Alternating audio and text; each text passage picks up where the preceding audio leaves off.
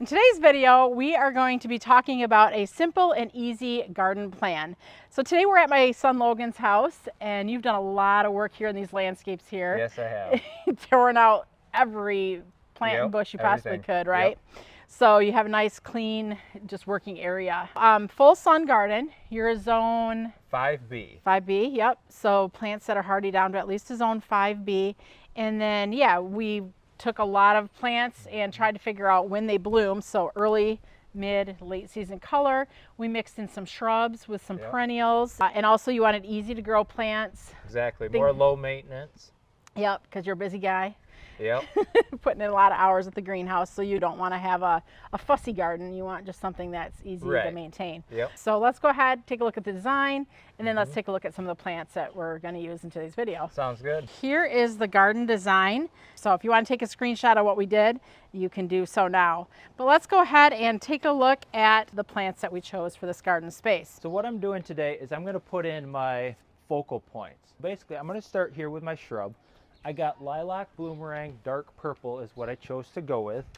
We're going to put that right here because I need to fill in this space, and dark purple will get 4 to 5 feet tall. We're going to move to what we call PUGSTER blue, and that is going to get about 2 foot tall and wide, and that's going to be a summer to fall type of bloomer. So I'm going to put 3 of those in.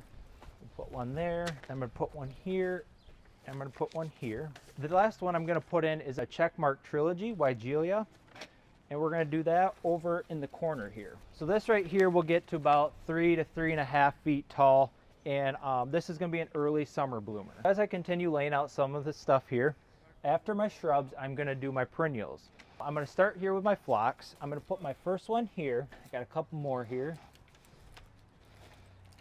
And I'll just let you guys know that this is summer blooming. We're going to put another one right here.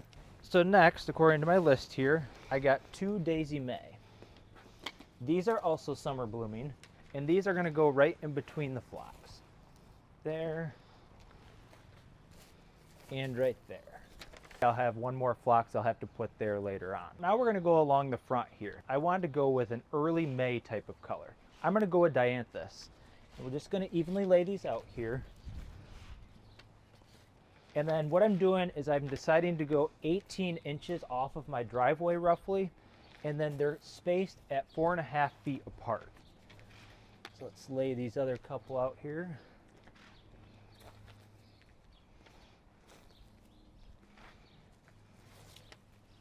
And then that basically is going to be the front of the garden. Along with my Dianthus, I wanted to do another early season bloomer. I decided to do Iberis. We're going to put one here. So just kind of as you come in, you just see that white right on top of that pink there. And then also, we'll take this other one here, and I'm going to put that right here. So it kind of takes your eye from the white there all the way across the pink and ends at the white here. Also, one thing I wanted to mention is I had to move my Dianthus a little bit closer just so that when I put the Iberis in, it didn't look out of place.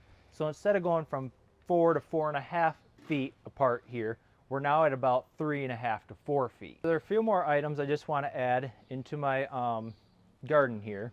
First, I'm just going to do Veronica. I'm going to do more of a triangle type of shape, kind of like that. This is going to be a late spring, early summer bloomer.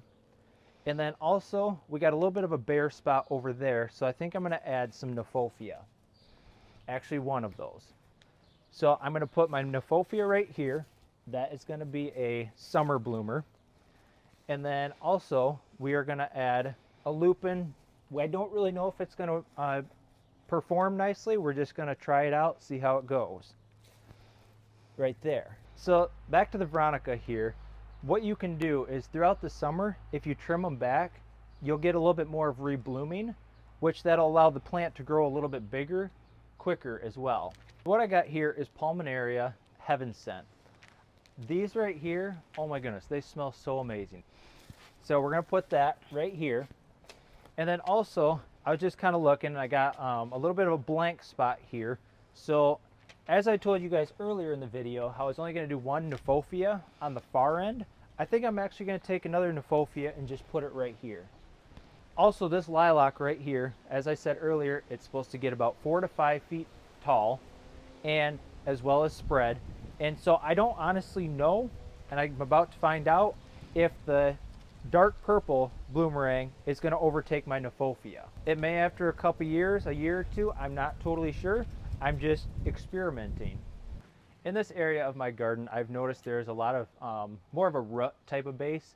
So we're just going to be kind of taking a shovel here, just kind of working it around and then planting here.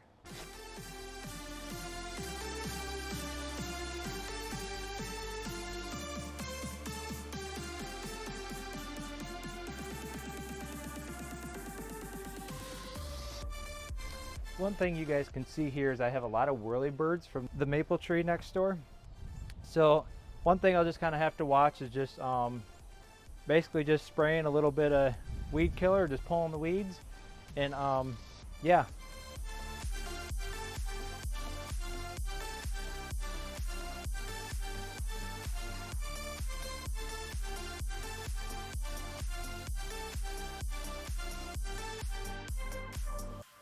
One thing you also see me doing is I just kind of throw my pots in tags, and then at the very end I'll come by and pick them all up.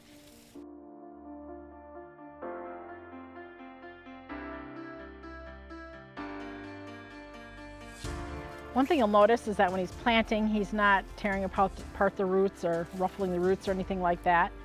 These plants are very nicely rooted, but we don't really find it necessary to do much with the roots, especially at this point in the season.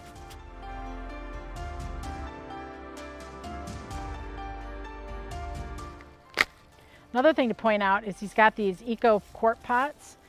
You notice he's taking the plants out of the pots. We do not recommend planting these in the ground.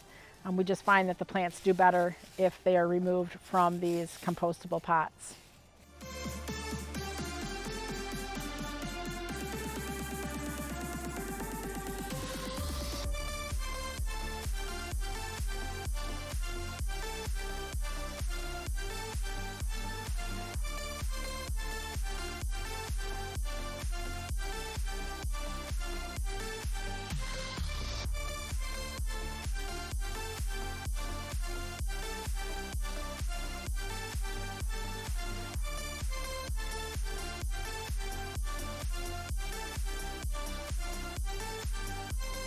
Nothing more rewarding than white pots all over the yard, huh?